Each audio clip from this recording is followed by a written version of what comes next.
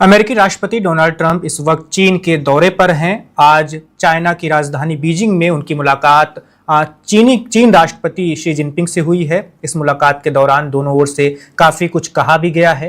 राष्ट्रपति ट्रंप का ये चीन दौरा काफी महत्वपूर्ण बताया जा रहा है, क्योंकि ईरान से जारी युद्ध और युद्ध विराम की खबरों के बीच वो चीन पहुंचे हैं। ये 8 साल बाद उनकी पहली चीन की यात्रा है।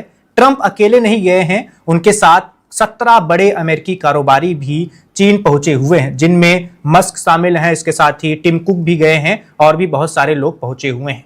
तो ट्रंप की इस यात्रा के मायने क्या हैं, वो चीन में क्या कुछ करने वाले हैं, उनकी जिनपिंग से जो बात हुई है उन बातों के क्या मायने हैं और क्या क्या समझौता हो सकता है, इस पर हम बात करेंगे। क्योंकि अमेरिका और चीन दोनों दुनिया के खुद को महाशक्ति बताने वाले देश हैं और इन दोनों देशों के राष्ट्राध्यक्षों की जब मुलाकात होती है तो उस मुलाकात पर दुनिया भर की नजर होती है। तो इन सभी बिंदुओं पर आज हम बात करने वाले हैं। हमारे साथ इस बातचीत में 2 बेहद ही खास मेहमान ज्वाइन कर रहे हैं। हमारे साथ सिद्धार्थ जी जुड़ रहे हैं, जो वन इंडिया के ही हमारे सहयोगी हैं। इसके साथ ही अरविंद सिंह तेजावत जी भी हमारे साथ ज्वाइन कर रहे हैं, वो अंतर्राष्ट्रीय मामलों के जानकार हैं। सबसे पहले तेजावत साहब के पास चलते हैं। तेजावत साहब, ट्रंप के इस दौरे को आप कैसे देख रहे हैं?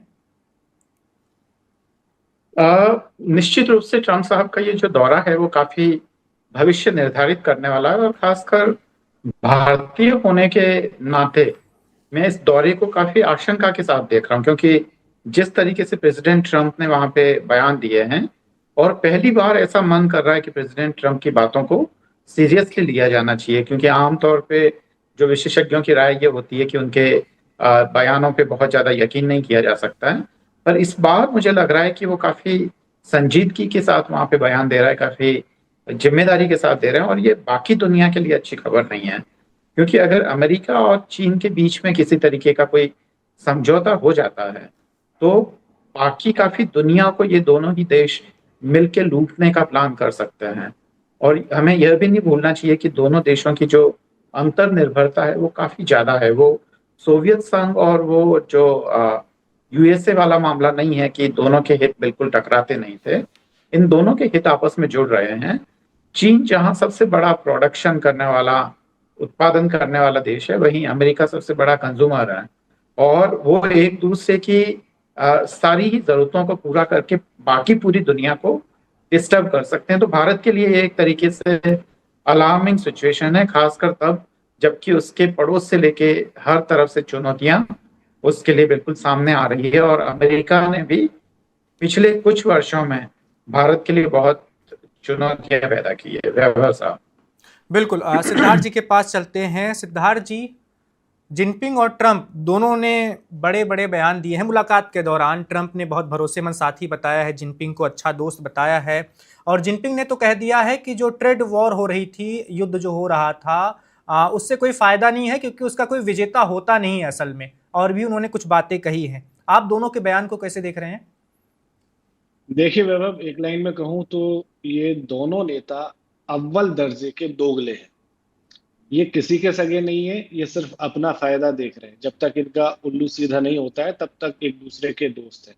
और वैसे भी इंटरनेशनल पॉलिटिक्स में कहते हैं there is no permanent friend and no permanent enemy, only benefits.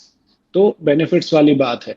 अब अगर जरा गौर फरमाए अमेरिका के चीन दौरे के इतिहास को, तो अब तक सिर्फ 5 प्रेसिडेंट ऐसे हुए हैं जो चीन गए हैं चीन के बनने के बाद। Richard Nixon, Ronald Reagan, Bill Clinton, Barack Obama और डोनाल्ड ट्रंप। डोनाल्ड ट्रंप का ये दूसरा दौरा है, क्योंकि वो 2 बार आए थे, 2 बार और भी आए, लेकिन इन्हें ही ज्यादा लगा कि 2 बार जाना चाहिए। यहाँ पर एक चीज समझने वाली है कि लग रहा था कि मिडिल ईस्ट में जो टेंशन चल रही है उसमें चीन कहीं ना कहीं ईरान को बैकिंग दे रहा है, सपोर्ट दे रहा है। अभी आप ये देखिए कि बातचीत होते होते होते होते यहाँ तक पहुंच गई कि चीन इस बात पर राजी हो गया कि हाँ, ट्रंप सही कह रहे हैं कि ईरान के पास न्यूक्लियर नहीं होना चाहिए। एक तरह से चीन ने मान लिया है कि ट्रंप जो कर रहे हैं वो सही कर रहे थे।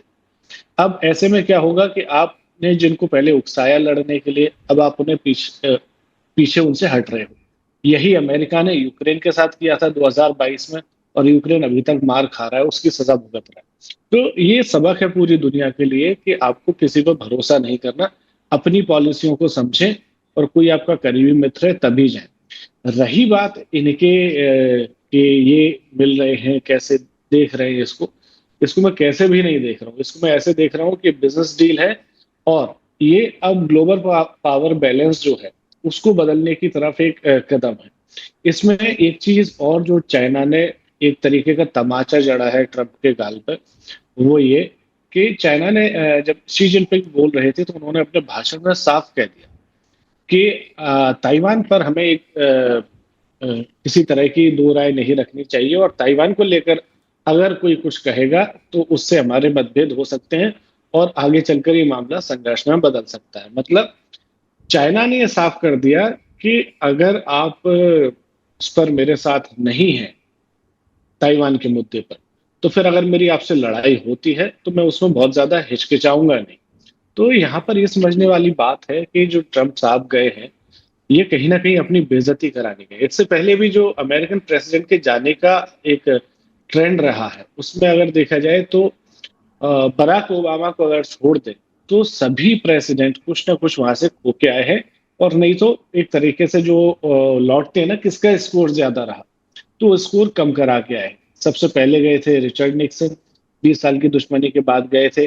वहां जाकर उनकी पॉलिसी में हाँ भर के आए, वन चाइना जो पॉलिसी थी 1972 में, उस पर एग्री करके आ गए। उसका रोना आज तक अमेरिका और पूरी दुनिया झेल रही है।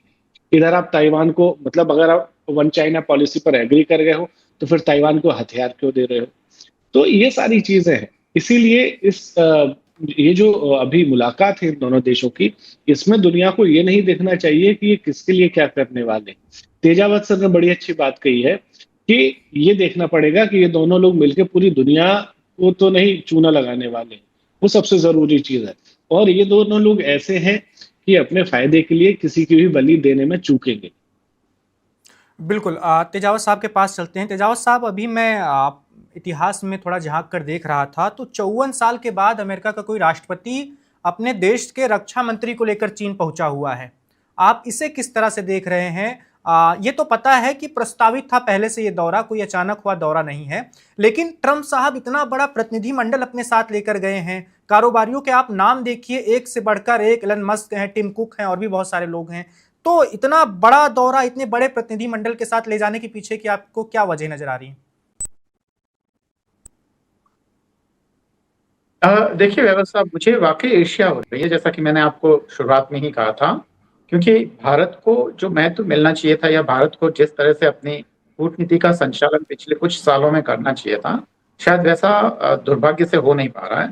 पर इसमें एक चीज जो है, आपने जिन रक्षा मंत्री का जिक्र किया, पीट हेगसेथ का, जो कि वहाँ चीन दौरे पे गए, इसका कुछ कारण तो यह है कि चीन कुछ लोगों को लेकर असहज है, मार्को रूबियो जैसे लोग, ताकि तो वो पूरे डेलीगेशन में कुछ ऐसे लोगों को नहीं रखना चाहते थे जिससे कि जो चीनी लोग हैं, वार्ताकार है, वो थोड़े से असहज हो जाए। यही भारत के साथ भी है, भारत के कुछ लोगों को भी चीन पसंद नहीं करता है, तो वो अक्सर वहाँ दौरे पे जाने को अवॉइड करते हैं जब कोई शिखर वार्ता होती है या बड़े लेवल की वार्ताएं होती है। पर आप देखिए, 15 बड़ी बड़ी कंपनियों के सीईओ जा रहे हैं, और बिल्कुल। वहां पे उसने एलन मस्क से लेकर जो बोइंग के सीईओ है, या तमाम जो बड़े बड़े लोग हैं, वो कम से कम 15 बड़ी कंपनियों के, जिसमें हथियारों की कंपनियां वगैरह ये भी सब शामिल है। तो इसलिए रक्षा मंत्री का जाना वहां है, क्योंकि चीन को अमेरिका ये कह रहा है कि आप बाकी चीजों पे ध्यान दीजिए, रक्षा उत्पादन पे हम ध्यान दे रहे हैं, और चीन की जो भी जरूरतें हैं, फाइटर जेट से लेके जो भी है, अमेरिका उनको देगा, अमेरिका उनको सप्लाई करेगा। जहां भारत के लिए वो कंजूसी करता है टेक्नोलॉजी हस्तांतरण को लेकर, हमारा जो पवन हंस से लेकर जितने भी जो बड़े बड़े जो हमारे प्रोजेक्ट्स हैं, उसमें अमेरिका ने ना कोई सहायता की, ना वो वहाँ जो हमारे जो भारत के जो स्वदेशी फाइटर जेट हैं, उनके इंजन तक वह देने में कंजूसी कर रहा है। वहीं चीन के लिए अमेरिका ने एक तरीके से पूरे दरवाजे खोल रखे हैं, और चीन ने ये कहा है कि बदले में आप निश्चिंत रहिए, रेयर अर्थ मिनरल को लेकर कभी अमेरिका को कोई परेशानी नहीं होगी। इसमें चीन को भी फायदा है, क्योंकि वह उस पूरी जो ग्लोबल सप्लाई चेन का एक बहुत ही अहम भागीदार होकर उभरा है, और अमेरिका की उस पर निर्भरता लगातार और बहुत तेजी से बढ़ रही है। और इसलिए आप देखेंगे कि प्रेसिडेंट ट्रंप के जो स्वर हैं, वो धीरे धीरे नरम पड़ते जा रहे हैं। पर चीन ने, क्योंकि शिखर वार्ताओं की जो तैयारी होती है वो 5-6 महीने पहले से ही शुरू हो जाती है, और हम देख रहे हैं कि चीन ने शायद कुछ बाउंड्री लाइन फिक्स कर दी थी कि देखिए यूनाइटेड स्टेट कुछ चीजों पे बिल्कुल बात नहीं करेगा, जैसे कि खासकर जिन्होंने शी जिनपिंग, उन्होंने उसका जिक्र भी किया कि ताइवान वाले मसले पे हम किसी के नहीं सुनेंगे। ठीक वैसे ही उन्होंने कुछ और बाउंड्री लाइंस तय किए कि देखिए अमेरिका को ये हक नहीं है कि हमें मानवाधिकार के बारे में पढ़ाए और सिखाएं, हमें क्या करना है क्या नहीं करना है हमसे बेहतर कोई नहीं जानता है, चीन के हित किसमें है वो चीन ही बताएगा। पर हॉर्मुज को लेकर या ईरान को लेकर कोई उनमें कोई आकर्षण उत्कंठा नहीं है, और मूलतः देखा जाए तो ये एजेंडे का मुख्य हिस्सा भी नहीं है। उसका जिक्र जरूर आता है पर जैसे दूसरे मसले हैं वैसे ये मसले, जबकि आप देखेंगे कि मीडिया में शोर इस बात का हो रहा था कि होमो स्टेट को लेकर क्या बात होगी नहीं होगी। मुझे लगता है कि दोनों के लिए ही ये महत्वपूर्ण नहीं है, जैसा कि सिद्धार्थ जी ने भी बोला कि ये दोनों ही हैं, एक दूसरे को उकसा के वो बस उसका केवल फायदा लेना जानते हैं, और जो स्वार्थ के वशीभूत जो विदेश नीति या कूटनीति का जो संचालन होता है, मुझे लगता है कि चीन और अमेरिका अभी दोनों उसी का परिचय दे रहे हैं। वैभव साहब। बिल्कुल, और एक डील की भी बहुत चर्चा हो रही है सिद्धार्थ जी, वो डील है कि चीन अमेरिकी कंपनी बोइंग से करीब 9 लाख करोड़ रुपए की विमानों की खरीद का बड़ा सौदा कर सकता है। इसको लेकर भी मीडिया में काफी बातें हो रही हैं। इसे आप कैसे देख रहे हैं? किस तरह की डील हो सकती है दोनों देशों के बीच में अगर इतने ज्यादा संख्या में कारोबारी पहुंचे हुए हैं तो? जी, वैभव आपको बता दूं कि दो ही चीजें हैं जो चीन के पास इस वक्त नहीं है, जिसकी जरूरत उसे दुनिया के दूसरे देशों से या कहें कि अमेरिका से है। एक तो है सेमीकंडक्टर और दूसरे हैं आपके पैसेंजर प्लेन। सिर्फ ये दो ही चीजें हैं जिसमें अमेरिका से चीन पीछे रह जाता है। ये डील होना कोई बड़ी बात नहीं है, ये एक बिजनेस डील है और इसमें ऐसा कुछ नहीं है। ये सिर्फ इंटरनल ट्रांसपोर्टेशन को बेहतर बनाने के लिए है। हाँ, इसमें अमेरिका के लिए फायदा ये है कि उनके पास इसमें अच्छा खासा पैसा आ जाएगा और जो युआन है उसकी तुलना में थोड़ा सा डॉलर और बेटर हो सकता है। बहुत ही मामूली से बेनिफिट हैं इस डील से। अब चूंकि दुनिया में दूसरी कोई कंपनी नहीं है जो उस स्तर के विमान बनाती हो, चाहे वो बोइंग हो या फिर एयरबस हो, आपको इन्हीं दो पर जाना पड़ेगा। इसके अलावा कोई तीसरी कंपनी आपको इतनी बड़ी तादाद में विमान सप्लाई कर नहीं सकती। दुनिया में कहीं भी विमान खरीदा जा रहा होगा, इन दो में से कोई एक कंपनी होती ही होती है। तो ये इसमें इतनी बड़ी डील नहीं है। अगर सेमीकंडक्टर पर कोई डील होती है, स्ट्रेट ऑफ हॉर्मुज पर कोई डील होती है, रेयर अर्थ मेटल पर कोई डील होती है, तो ये सारी चीजें ध्यान खींचने वाली होंगी। साथ ही साथ अमेरिका की बहुत सारी छोटी छोटी फैक्ट्रियां वहां पर हैं, उनको लेकर अमेरिका क्या डील करके लौटता है। अभी ट्रंप का भाषण क्योंकि वहां पर कुछ ही देर पहले खत्म हुआ है, तो उसका अपडेट आना अभी बाकी है कि आखिर बात क्या क्या बनी है। तो ये सब अभी देखने वाली बात है। बाकी बोइंग का जो आप कह रहे हैं, मुझे उतनी बड़ी डील लग नहीं रही। बिल्कुल। अब आते हैं ट्रंप जो मुलाकात कर रहे हैं जिनपिंग से और उसके क्या मायने हो सकते हैं। तेजावत साहब के पास चलते हैं। तेजावत साहब, हमने देखा था 2017 में आखिरी बार ट्रंप गए थे चीन के दौरे पर बतौर अमेरिकी राष्ट्रपति। उसके बाद जब अमेरिका की सत्ता में आ जाते हैं बाइडेन जी, तो उनका कोई भी दौरा चीन को लेकर नहीं होता है। ट्रंप के हमने पहले कार्यकाल में भी देखा था, दूसरे कार्यकाल में भी, कि वो बहुत ही अप्रत्याशित चीजें करते रहे हैं। उन्होंने नॉर्थ कोरिया के जो तानाशाह हैं उनसे भी मुलाकात की थी अपने पहले कार्यकाल के दौरान। इस कार्यकाल में वो जाके पुतिन से भी मुलाकात कर चुके हैं, उनकी बैठक चल चुकी है, और अब यहाँ पर ये पहुंचे हुए हैं चीन। आपको क्या लगता है कि क्या इन दौरों के पीछे की वो क्या वजह रहती होंगी? जैसे बाइडेन ने ऐसा कुछ करने की कोशिश क्यों नहीं की? देखिए, मुझे ऐसा लगता है, भले ये एक अलग बात है कि मोदी साहब प्रेसिडेंट ट्रंप के इलेक्शन कैंपेनिंग का हिस्सा थे, जो बाद में हमें उसके खामियाजा भी भुगतना पड़ा, और दूसरी बार वो उनके इलेक्शन कैंपेनिंग का हिस्सा नहीं थे, जिसका भी खामियाजा हमें भुगतना पड़ा। वो चाहते थे ऐसा? जी, प्रेसिडेंट ट्रंप चाहते थे, क्योंकि भारतवंशी अच्छी खासी संख्या में हैं और वो डोनेशन बहुत ज्यादा देते हैं। खासकर अगर वो संख्या बल के अलावा जो पैसों का मामला है, वो भी भारतवंशियों के इन पे काफी महत्वपूर्ण होता है।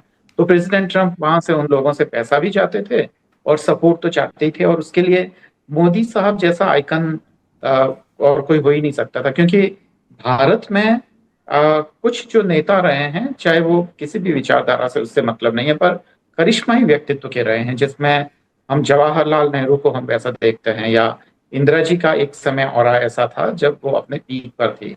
और बिल्कुल वैसा का वैसा दरअसल मोदी साहब का है, जो कि बहुत ही लोकप्रिय नेताओं में होते हैं। तो उनका जो लोकप्रियता का प्रेसिडेंट ट्रम्प फायदा उठाना चाह रहे थे, ऐसा ही उन्होंने फायदा मुस्लिम लीडरों से भी उठाया था, मिडल ईस्ट के जो प्रभावशाली जो लोग थे जिनका वहां पे था। बाद में उन्होंने क्या हालत कर दी मिडल ईस्ट की, हमें अच्छे से पता है। तो ये प्रेसिडेंट ट्रम्प की शैली है, पर भारत के लिए दरअसल डेमोक्रेट्स ज्यादा मुफीद पड़ते हैं, क्योंकि जो बाइडेन के समय में भारत से रिश्ते मजबूत करने पे जोर दिया जा रहा था, और चीन को काफी शंका और डर के साथ देखा जा रहा था। अब धीरे धीरे वो खत्म होता जा रहा है, क्योंकि चाहे प्रेसिडेंट ट्रम्प की सारी नीतियां जो प्रो पाकिस्तान से लेकर जो प्रो चाइना है, वो भारत के लिए अच्छी खबर नहीं है। उनका साफ संदेश है, या तो हमारे साथ आओ, गुलाम बनो, चीन के खिलाफ अपनी लड़ाई लड़ो और उसके बाद में गलवान करो, और या फिर आप अपना लड़ते रहें, हम हमारा हित देखेंगे, हमें आपसे कोई मतलब नहीं है। तेजाब साहब, गलवान। जब हाँ मैं बाइडेन 2020 में जब आए थे सर, उसके बाद फिर 4 साल का उनका कार्यकाल रहा राष्ट्रपति वाला। उस वक्त ऐसा माना जा रहा था, क्योंकि ट्रंप के आखिरी कार्यकाल, पहले कार्यकाल के आखिरी दौर में ही चीजें शुरू हो गई थी कि नया शीत युद्ध देखने को मिल सकता है हमें। जैसे पहले अमेरिका और सोवियत संघ हुआ करते थे, वैसे अब अमेरिका और चाइना होंगे, दो आर्थिक महाशक्तियां, और उनके बीच में ट्रेड वॉर शुरू हो गई थी। उस वक्त ऐसा माना गया था कि अमेरिका अब चाहता है कि चीन जैसे ताकतवर देश का सामना करने के लिए वो भारत का समर्थन करेगा, और भारत ही एशिया में ऐसी ताकत है जो चीन का मुकाबला कर सकती है, फिर चाहे वो संख्या बल के हिसाब से या संभावना उसके अंदर है, एक आर्थिक ताकत वो भी भविष्य में बन सकती है। लेकिन आपको नहीं लगता कि पिछले कुछ महीनों में या सालों में उस नजरिए में बदलाव आ गया है? अब दुनिया भारत को वैसे नहीं देख रही कि वो चीन का सामना कर सकती है। मुझे भी कभी कभी दुख होता है, क्योंकि जब बहुत सारे विशेषज्ञ ये कहते हैं कि चीन चीन है और भारत भारत है, बात सच भी है, इसमें कोई दो राय नहीं है। क्योंकि वो कह रहे हैं कि चीन और भारत की तुलना ही नहीं करनी चाहिए। इसका कारण ये है कि वो ये देख रहे हैं कि जो चीन है वो हमसे काफी आगे बढ़ चुका है। अगर 80 के दशक में अगर ये कहें तो ये बात नहीं होती थी। उस समय ये तुलना होती थी। जॉर्ज फर्नांडिस साहब का बयान देखिए, अटल बिहारी साहब का बयान देखिए। उस समय ये कहती थी कि हमारा चीन अगर पाकिस्तान से भी ज्यादा महत्वपूर्ण हमारे लिए एक प्रतियोगी है। उस समय ऐसे बयान आते थे। पर अब हमारे डिप्लोमेट्स कह रहे हैं हमारे पास पैसा ही नहीं है, हम चीन को कैसे काउंटर करेंगे। तो आपने बहुत बड़ी गलतियां की है अपने देश को पीछे धकेलने में। पहला तो ये कि आपने आर्थिक सुधार बहुत देरी से शुरू किए, जिसके बारे में हमने एक लंबे इंटरव्यू में भी हमने चर्चा की बिल्कुल थी। बिल्कुल सर। 10 साल जो आर्थिक सुधार पीछे चला गया था, और हम खाली ये दक्षिण पंथियों और वामपंथियों को मनाने में लग रहे थे। दक्षिण पंथी और वामपंथी दोनों कंधे से कंधा मिला के उस जमाने की सरकार और नीति नियंताओं के खिलाफ स्वदेशी आंदोलन चला रहे थे, और जो फॉरेन इन्वेस्टमेंट है उसका विरोध कर रहे थे। उसका बहुत बड़ा खामियाजा भारत को हुआ है, और सारा का सारा इन्वेस्टमेंट चीन में जाने की वजह से उसने अपने यहाँ पे जिस तेजी से प्रोडक्शन और इंडस्ट्रियलाइजेशन शुरू किया, भारत भी उसका हकदार था।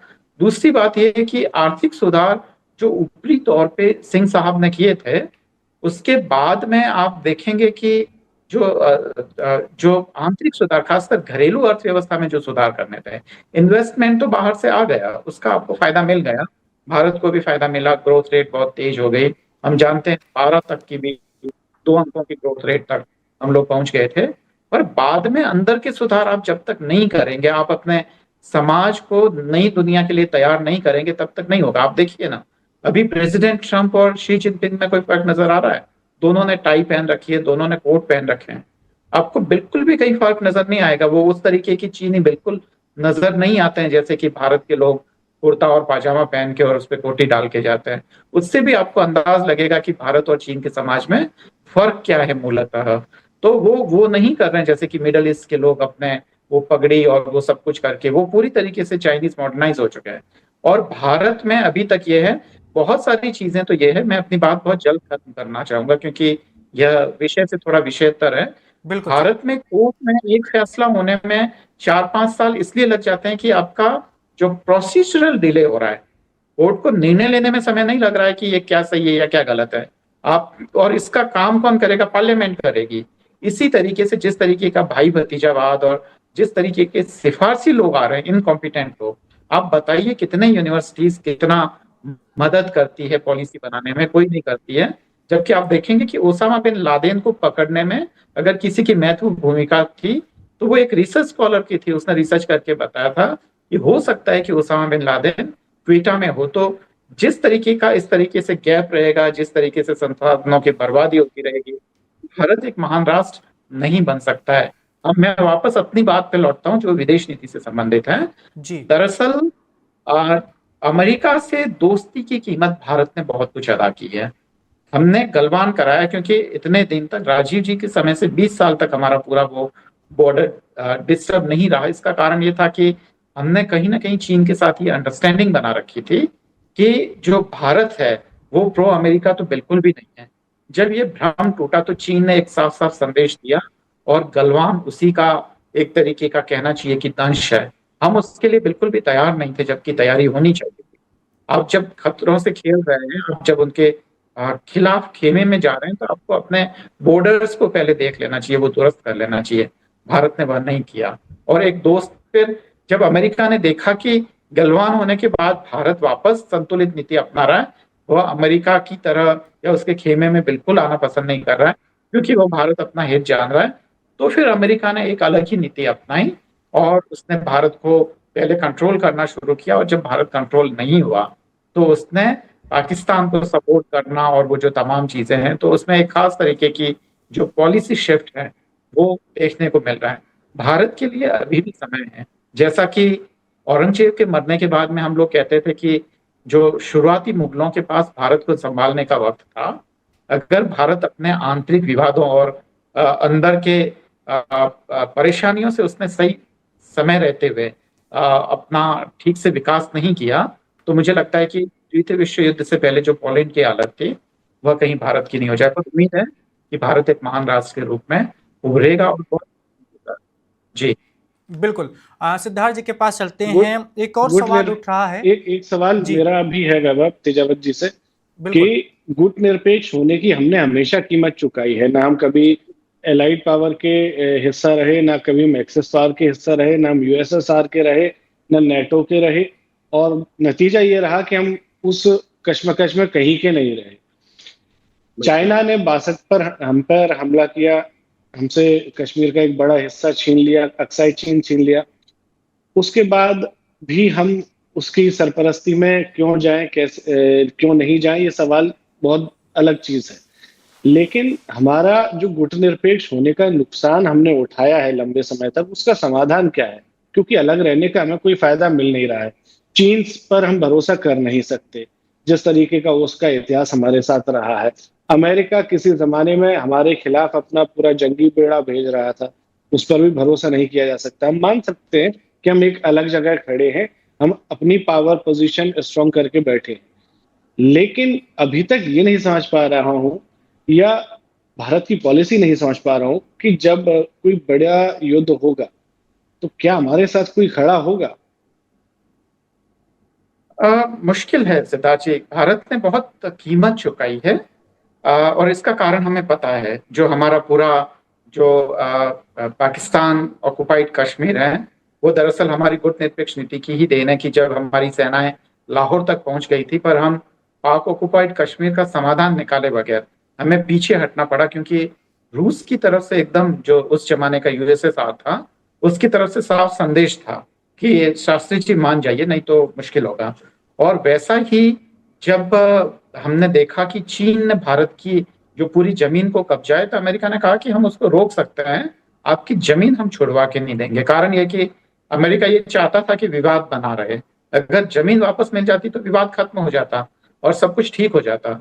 तो जी वो तमाम चीजें गुटनिरपेक्षता की, कभी कभी तो इसलिए भी शर्म आती है कि मैं जब कोरियन एम्बेसी की सीढ़ियां चढ़ता हूं तो वहां पे थैंक यू इंडिया लिखा हुआ होता है, क्योंकि 62 पैरेलल को शांत करवाने में नेहरू जी ने भारतीय सोल्जर्स भेजे थे वहां पे। और आज देखिए कि जो साउदर्न कोरिया है वो कहाँ है। एलजी, सैमसंग, बड़ी बड़ी कंपनियां भारत पे एक तरीके से राज कर रही है।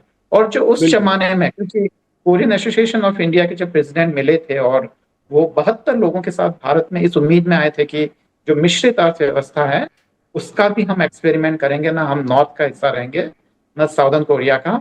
हम एक अलग ही दुनिया तलाशेंगे। और वो लोग भारत आए थे, वो भारत के उस जमाने के वैभव को याद करते हैं, तब देश नया नया आजाद हुआ था। और आज अब फर्क देख लीजिए, कहाँ साउदर्न कोरिया कहाँ पर है, हम कहाँ पर हैं, और वो हैं। तो हमें करना पड़ेगा, जनता का इसमें कोई कसूर नहीं है। कारण ये कि हमने सत्ताएं बदली है, दिल्ली में सत्ता बदली थी, कांग्रेस और बीजेपी के राज से हटकर एक नई सत्ता आई। दक्षिण में लोगों ने सत्ता बदली है, और पूरे बिहार और यूपी में उन्होंने नए नए राजनीतिक दलों को मौका दिया है।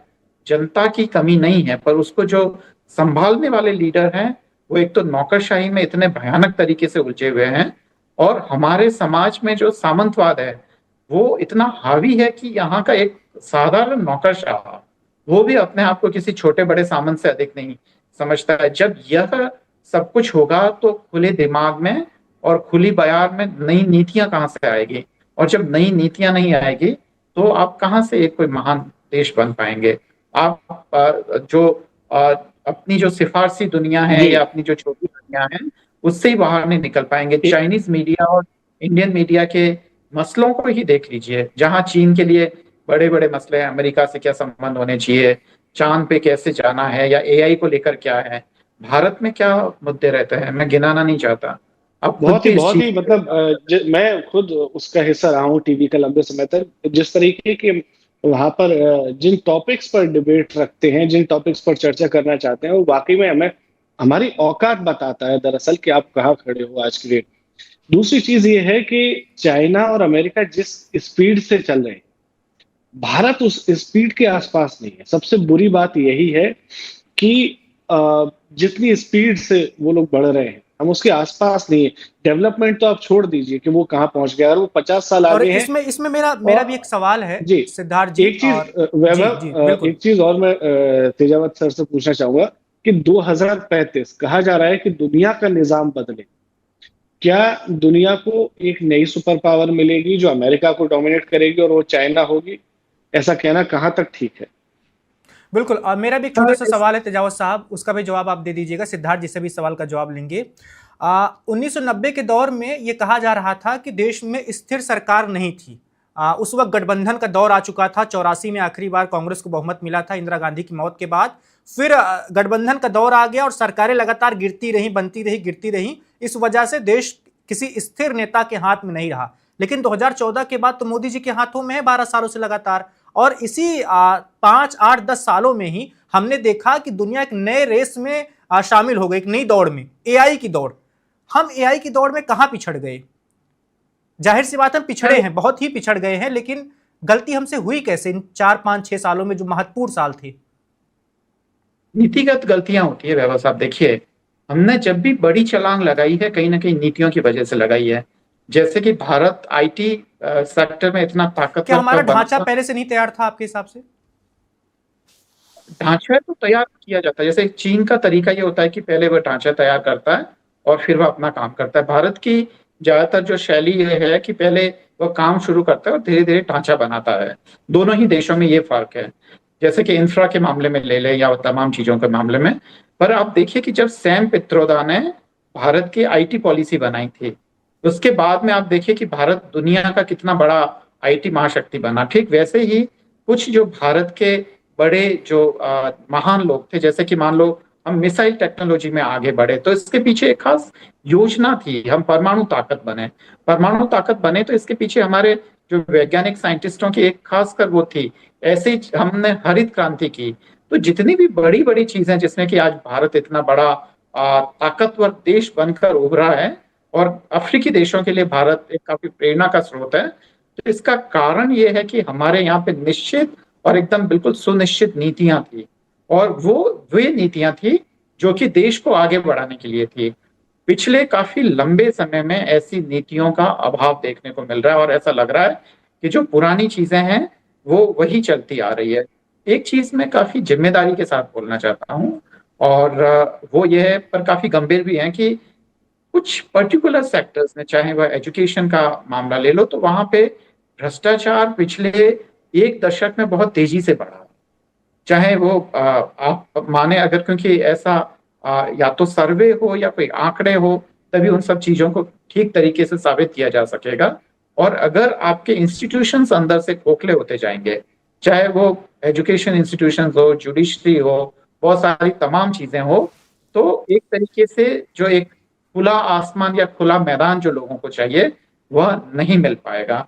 तो ऐसी तमाम चीजें हैं, मुझे लगता है कि बहुत लंबी बहस और लंबी चर्चा की मांग करती है, जिनको मुझे लगता है कि एक चर्चा काफी नहीं है। वैभव साहब। बिल्कुल। सिद्धार्थ जी ने भी आपसे एक सवाल किया था, तेजाब साहब। वैभव, इसमें एक और चीज है कि जो मुफ्त वाली योजनाएं चल रही हैं उनके लिए जो बजट है इस साल का, उसका अनुमान है कि 4 लाख करोड़ से ज्यादा का हो सकता है, जिसमें फ्री सब्सिडाइज खाद, आपकी लाडली बहना, लाड़की बहना, बिहार में महिलाओं को 10,000, तमिलनाडु में 3,000, इधर 5,000, ये सब मिला।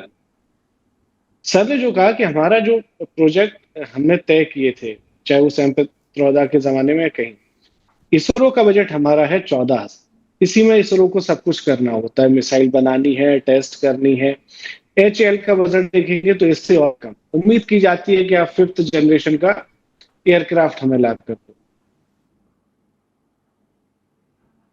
बिल्कुल। सिद्धार्थ जी की आवाज भी नहीं आ रही। तेजाब साहब, आपका क्या मानना है? उन्होंने आपसे सवाल किया था कि चीन को लेकर। तेजाब साहब, आप मुझे सुन पा रहे हैं? तो आपको बता दें कि अभी हम बात कर रहे थे कि किस तरह से चीन और अमेरिका के बीच में साझेदारियां बढ़ रही हैं आगे, खासकर तब जब ट्रंप दौरे पर पहुंचे हैं चीन के। और बीजिंग में अभी वो इस वक्त हैं और उनकी मुलाकात हुई है जिनपिंग से। ट्रंप अकेले नहीं गए हैं, उनके साथ कई सारे कारोबारी गए हैं। वो कारोबारी जो दुनिया के सबसे अमीर लोगों में शामिल हैं और जिनकी कंपनियों का दबदबा है पूरी दुनिया में, वो भी ट्रंप के साथ पहुंचे हुए हैं। और इसकी वजह से भारत को कितना चिंतित होना चाहिए, क्योंकि सबको पता था, पिछले कई दशकों से बातें हो रही थी कि आने वाला जमाना भारत और चीन का है। दुनिया भारत और चीन की ओर ही एक उम्मीद भरी नजरों से देख रही है और दुनिया को लग रहा था कि इन दोनों के बीच में ही आर्थिक लड़ाई होगी। अगली आर्थिक ताकत यही दोनों होने वाले हैं। लेकिन इस दौर में किस तरह से चीजें बदल रही हैं और हमारे हाथ से भी कई सारी चीजें जो निकलती जा रही हैं, उस पर हम चर्चा कर रहे थे कि किस तरह से हमने मौके गंवाए हैं। सिद्धार्थ जी हमारे साथ फिर से जुड़ चुके हैं। उनसे हम सवालों का जवाब लेंगे। लेकिन आपको बता दें कि 2014 के बाद, 2014 के चुनाव में, जो लोकसभा का चुनाव हुआ था, उसमें 30 साल के बाद नरेंद्र मोदी सरकार को बहुमत मिला। गुजरात के मुख्यमंत्री नरेंद्र मोदी प्रधानमंत्री बनते हैं। बीजेपी को 280 ज्यादा सीटें मिलती हैं। उनका जो गठबंधन था उसे 300 ज्यादा सीटें मिलती हैं। बहुमत की सरकार थी। कहा गया कि मोदी जी प्रधानमंत्री बने हैं सोशल मीडिया के युग में, डिजिटल युग में, और उनका कैंपेन भी पूरी तरह से सोशल मीडिया पर आधारित था। जिस तरह से उन्होंने देशवासियों से संवाद किया था, उसके बाद ये उम्मीदें थी कि इस डिजिटल दौड़ में भारत अब पीछे तो नहीं रहने वाला। भारत पीछे रहा भी नहीं। भारत ने बहुत सारे ऐसे कदम उठाए, जैसे कि हमारा जो UPI है, जो ऑनलाइन ट्रांजैक्शन वाला मामला है पूरा, उसमें हम दुनिया के अग्रणी देशों में शामिल है। दुनिया के कई सारे देश जो हैं वो हतप्रभ होते हैं कि इतने बड़े बाजार में भारत कैसे सुचारू ढंग से ये चीजें कर पा रहा है। लेकिन इसका एक दूसरा पहलू भी है कि हम 2016, 17, 18 के बाद से धीरे धीरे जो नई दौड़ शुरू हुई उसमें हम पीछे हो गए। वो दौड़ थी AI की, क्योंकि उस वक्त ही दुनिया भर की बड़ी बड़ी कंपनियों ने AI में निवेश करना शुरू कर दिया। उन्हें लगा कि ये नया वाला जमाना है, ये नया जमाना AI का ही है। तो उसमें हम पिछड़ते चले गए। और आज जो जिनपिंग और ट्रंप की मुलाकात हो रही है, उस मुलाकात में AI को लेकर भी बड़ी साझेदारी होने की उम्मीद है। इसी वजह से, जैसा कि अभी तेजाब साहब बता रहे थे, कि उन्हें बहुत ज्यादा निराशा हो रही है देखकर कि ये साझेदारी नई दिल्ली और वाशिंगटन के बीच में होनी चाहिए थी। यानी ये साझेदारी ट्रंप और मोदी साहब के बीच में होनी चाहिए थी। लेकिन वो मौका अब जिनपिंग उठा ले गए हैं, या कह लें वो मौका चाइना ले गया है और चाइना और अमेरिका के साथ वो साझेदारी हो रही है। तो इस बदलती हुई दुनिया में किस तरह से हम अपनी नीतियों में बदलाव नहीं कर पाए हैं, क्या ये हमारे लिए सोचने की बात है, क्या हमारे लिए चिंता करने की बात है, इस पर हम बातें कर रहे थे। इसके अलावा आपको बता दें कि कई सारे और ऐसे मसले हैं जिन मसलों की वजह से भी ये जो है ट्रंप की यात्रा बहुत महत्वपूर्ण हो जाती है। उस पर भी हम आएंगे। जी सिद्धार्थ जी, आप कुछ बता रहे थे सर। तो हमारा जो फ्री बीज का जो हमारा बजट है वो तो हमने रखा है इतना बड़ा, है ना। और जो हमारा बजट होना चाहिए था अच्छी योजनाओं का, जिसमें हमें HAL को फंड देना था, इसरो को फंड देना था, DRDO को रिसर्च के लिए देना था, वो रखा है हमने बिल्कुल जरा सा कि आप इसी में कमाल करो। यही कारण है कि भारत के पास आज तक अपना 5th जनरेशन फाइटर जेट नहीं है। हम 4th जनरेशन को 4.5 बताकर पूरी दुनिया में ढिंडोरा पीट रहे हैं। शर्म की बात यह है कि 4.5 जनरेशन जैसा कुछ होता नहीं। तो एक तो ये सीधा सीधा चूना लगाने वाली बात, और यही कारण है कि हम कंटिन्यूअसली ग्रो करने की बजाय पिछड़ते जा रहे हैं। सरकार भी खुश है कि ज्यादा विरोध नहीं हो रहा, सिस्टम भी धीरे धीरे उस गर्त में मुझे लगता है कि जा रहा है जहां सुधार की शायद गुंजाइश तभी बचेगी जब कोई रिस्टार्ट का बटन दबाएगा, जैसा कि श्रीलंका में होता है या नेपाल में होता है कि आप जहां पूरी दुनिया बढ़ रही है ना वैभव, हम वहां उसके आसपास भी नहीं बढ़ रहे हैं। और अगर आप पाकिस्तान से कंपटीशन करके पीठ थपथपा रहे हैं तो हमारे यहाँ नीट एग्जाम का पेपर लीक होता है, वहां पर CIE का पेपर लीक हो जाता है, जो कैलिफोर्निया का एग्जाम होता है वहां पर, वो आज लीक हो गया। तो आप ऐसा करके अपनी पीठ थपथपा लेते हैं कि साहब पाकिस्तान में भी हो रहा है। हम एक एग्जाम ढंग से नहीं करा पा रहे हैं, आप चाइना से कंपटीशन की बात कर रहे हैं। हमारी पॉलिसी क्या है? 4 सवाल पूछ दो तो मिनिस्टर मुंह फेर के चले जाते हैं।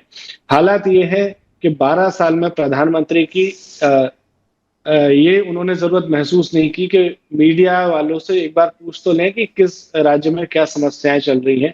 एक प्रेस कॉन्फ्रेंस नहीं होती है। धीरे धीरे ये पैटर्न पूरे मिनिस्टर्स के हो चुके हैं, कोई सवाल के जवाब नहीं देना चाहता। तो ये कहीं ना कहीं हमें पीछे की तरफ धकेल रहा है। अगर सब कुछ अच्छा चल रहा होता है तो सरकार इस सवाल से बचती क्यों है?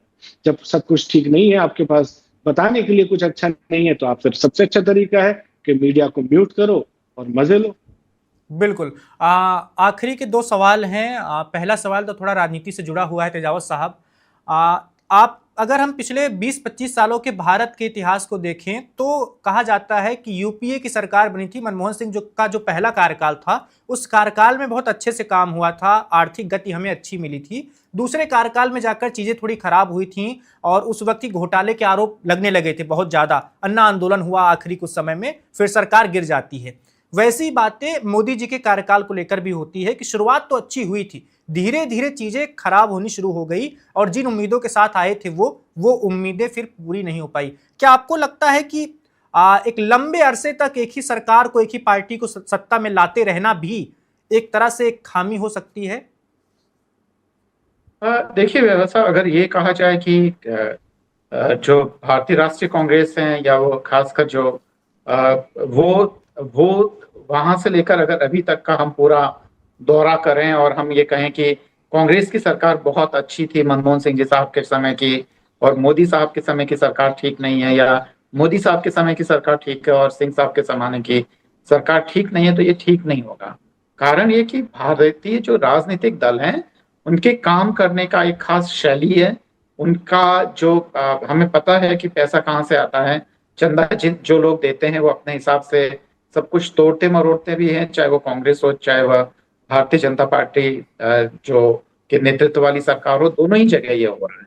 और जो प्रतिभाएं हैं वो लगातार या तो उनको इतना सीमित कर दिया गया है कि वो बोलने की हालत में नहीं है, और क्योंकि वो एक तरीके से यूनाइटेड नहीं है इसलिए उनका लगभग लगभग जुबान बंद है। और बाकी जो लोग कैरियरिस्ट हैं वो चाहे सरकार में हो या कहीं पर भी हो, अपना अच्छा अवसर पाकर अपने मूल विचारों को एक तरफ रखकर वो खाली अपनी लग्जरी को एंजॉय कर रहे हैं, और कहीं किसी को राज्यसभा या कभी किसी को तमाम तरीकों से दोनों ही सरकारें लगभग करती रही है।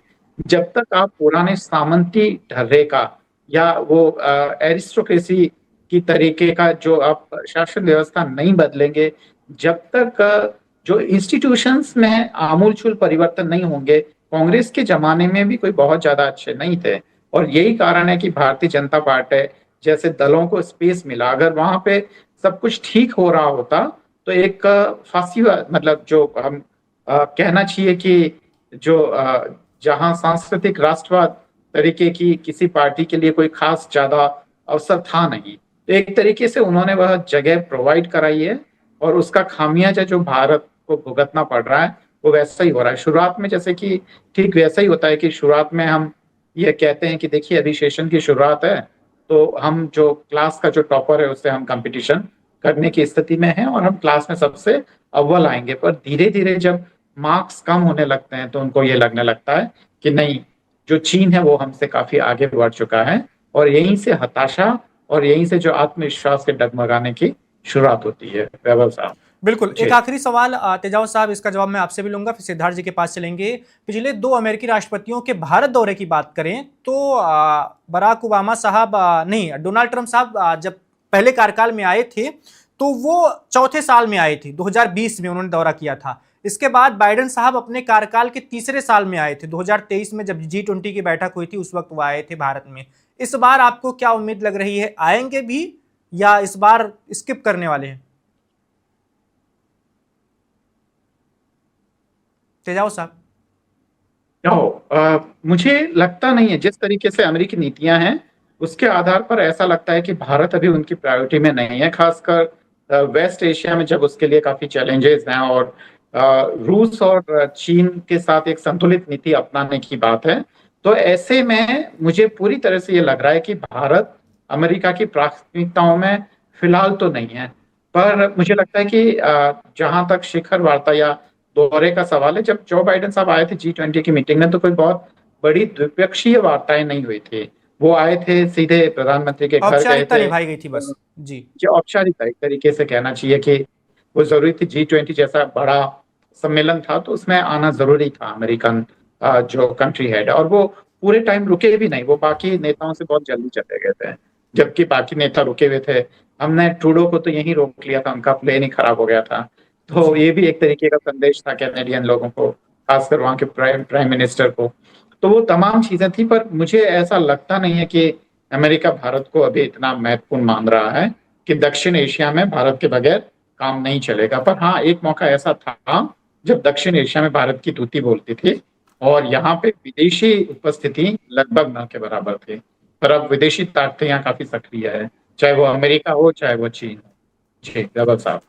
बिल्कुल। सिद्धार्थ जी, आपका क्या मानना है? कार्यकाल देखिए के वैभव, तो अब दूसरे तीसरे साल में जाने ही वाले हैं ट्रंप साहब। जी, अमेरिका में एक बात कही जाती है प्रेसिडेंसी को लेकर कि it's a 2 year presidency. Tejawat साहब मेरी बात से संभवतः है कि इस चीज पर, इस लाइन पर एग्री करेंगे, क्योंकि वहां पर 2 साल के बाद होता है mid term election. Mid term election के बाद आपकी ताकत लगभग लगभग चली जाती है। आपको हर चीज में विपक्ष की ज्यादा जरूरत पड़ती है, हर बिल को पास करवाने के लिए। तो उसके बाद से अमूमन अमेरिकी राष्ट्रपति जो है वो दौरे अपने बढ़ाते हैं, क्योंकि उनके पास काम करने के लिए सिर्फ कुछ सीमित दायरे रह जाते हैं जिनके अंदर रहकर उन्हें काम करना पड़ता है। अगर वो चाहें कि वो कोई नई पॉलिसी बना ले तो उनके लिए ये आसान बात नहीं है। बहुत ही कम ऐसे राष्ट्रपति हुए हैं जिन्होंने मिड टर्म इलेक्शन जीते हैं और उसके बाद भी अपना कार्य जारी रहा। अनफॉर्चुनेटली ट्रंप उनमें से नहीं है। अभी के जो आंकड़े हैं वो ये कहते हैं कि ट्रंप अपना मिड टर्म इलेक्शन हारने वाले हैं, जो कि नवंबर में होने वाला है इसी साल। ऐसी स्थिति में क्या होगा कि 2 साल बाद ट्रंप वापस अपनी मांद से बाहर निकलेंगे और दुनिया दर्शन करेंगे, कई दौरे करेंगे। ट्रंप का भारत ना आना ही बेहतर होगा, क्योंकि ट्रंप के जब कार्यकाल की शुरुआत में भारत के साथ तनाव बढ़ा तो आपको याद होगा कि ट्रंप ने पीएम मोदी को इनवाइट किया था कनाडा के बाद, कनाडा समिट के बाद। तो उसके बाद पीएम मोदी ने कनाडा जाने से मना कर दिया। और ये बात भारतीय सरकार को भी पता है कि हम उनको बुलाएंगे तो शायद वो ना आए, इसमें ज्यादा बेइज्जती हो सकती है, तो बुलाएंगे ही नहीं। और वही ज्यादा बेहतर होगा, क्योंकि दोनों नेताओं में अब बात उस हद तक हो रही है कि हाँ ठीक है, फॉर्मेलिटी टाइप। आगे चलकर अगर किसी तरीके से ये सुलझ पाता है, हमारे जो काबिल आईएफएस हैं, है ना, और बाकी अधिकारी हैं, अगर वो इस चीज में सफल रहते हैं कि वो रिलेशनशिप अमेरिका के साथ बेहतर कर लेते हैं तो बात एक है। अदरवाइज मुझे लगता है कि 100 में से 10% चांस है कि ट्रंप भारत आए और 90% है कि वो भारत नहीं आए। अगले जो होंगे वो शायद तब की पॉलिसी तब देखी जाएगी। बिल्कुल। तेजावत साहब, लॉबिंग की भी बात होती है कि व्हाइट हाउस तक आपको पहुंचना है। बहुत सारी सरकारों के बारे में कहा जाता है तो वो बहुत सारी एजेंसियों को हायर करती हैं, उनके जरिए वो पहुंचने की कोशिश करते हैं। ऐसा कुछ भी होता है राष्ट्रपति के दौरों को, प्रस्तावित दौरों को बनाने के लिए? बिल्कुल होता है, यहाँ तक कि पैसा भी काफी खर्च होता है।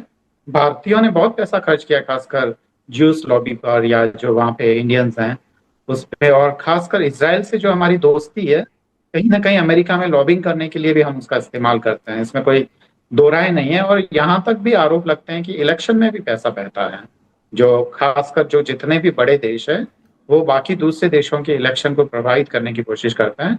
रूस पे आरोप लगा था कि अमेरिका में पैसा लगाया है, अमेरिका पे आरोप लगता है कि वह रूस में और तमाम देशों में अपना रुपया खर्च करता है। तो यह कोई बहुत बड़ी राजनीति नहीं है। और जो सरकार के काफी करीबी जो एक नौकरशाह को मैं जानता हूँ, जिनसे मैं कुछ महीनों पहले मिला था, तो उन्होंने भी ये कहा था कि जो हमारे अड़ोसी पड़ोसी हैं उनमें भी भारत के जो बहुत सारी जो तमाम संस्थाएं हैं वो वहाँ के इलेक्शन से लेकर उनको प्रोवाइड करने की कोशिश करती है। तो ये कोई बहुत बड़ी और नई बात नहीं है। वैभव साहब जी। बिल्कुल। तेजावत साहब जी। और सिद्धार्थ जी, आप सिद्धार्थ जी कुछ कहना चाहते हैं? जी इसमें वैभव, अमेरिका, हमारे यहाँ ये इलीगल है, लेकिन अमेरिका में एक एक्ट है फारा, फॉरेन एजेंट रजिस्ट्रेशन एक्ट उसका नाम है, और उसके तहत आप वहां पर व्हाइट हाउस में पकड़ बनाने के लिए, बात करने के लिए, अपना ब्रिज बनाने के लिए आप लॉबिंग कर सकते हैं, कंपनी हायर कर सकते हैं। इसके लिए भारत जो है मरकरी पब्लिक अफेयर्स करके एक कंपनी है, वहाँ के लोगों को हायर करता है और वो हमारी इस चीज में हेल्प करते हैं ताकि हम अपनी कंपनी मजबूत कर सके। और इसके अलावा पाकिस्तान है जो करीब 6 फर्म का सहारा लेता है, जिसमें सीडन, ऑर्चिड और टीम वगैरह ऐसी कई कंपनियां हैं। तो कुल 6 आधा दर्जन कंपनियों की मदद लेता है व्हाइट हाउस में लॉबिंग के लिए। तो ये कोई वहां पर आम बात नहीं है और इलीगल नहीं है। बिल्कुल। तेजावत साहब आपका और सिद्धार्थ जी आपका, आप दोनों का बहुत शुक्रिया और इंडिया के साथ जुड़ने के लिए, उस चर्चा में भाग लेने के लिए और हमारे दर्शकों को महत्वपूर्ण बातें बताने के लिए कि अमेरिकी राष्ट्रपति ट्रंप का चीन का दौरा कितना महत्वपूर्ण है, इस दौरे में क्या क्या समझौते हो सकते हैं और इस दौरे से ताइवान और ईरान की क्या उम्मीदें हैं, उनको क्या झटका लग सकता है, क्योंकि दोनों देशों के राष्ट्रपति के बीच में 2 घंटे जो बात हुई है उसमें ये भी विषय थे। इसके अलावा इस दौरे से भारत पर क्या प्रभाव पड़ सकता है, क्योंकि भारत चीन का पड़ोसी है और लंबे अरसे से हमारे रिश्ते जो हैं तनावपूर्ण बने हुए हैं। तो इन सब बिंदुओं पर हमने बात की और फिलहाल तक के लिए इतना ही। देश दुनिया की तमाम और खबरों को जानने के लिए आप देखते रहिए one India. Subscribe to One India and never miss an update. Download the One India app now.